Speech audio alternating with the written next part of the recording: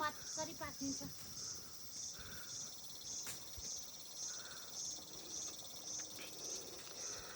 यतातिर तपाईहरुले के भन्नुहुन्छ दिदी यो फललाई? यसले खुर्पा आलु पोखरा भनिन्छ। आलु पोखरा? हाम्रो खुर्पानी भन्छ के रे? खुर्पानी हो, आलु पोखरा चाहिँ अलि अर्को चाहिँ हुन्छ।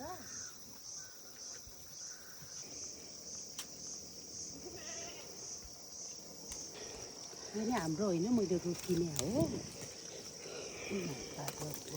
तपाईले रुख किन्नु भएको? कति पैसामा किन्नु भएको त रुख?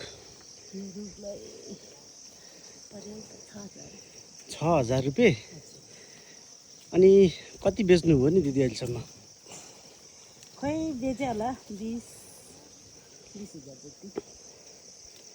20 भनेको त दिदी 6000 मा किनेर 20000 जति 20 अब कति अब 10000 जति कमाउनुहुन्छ?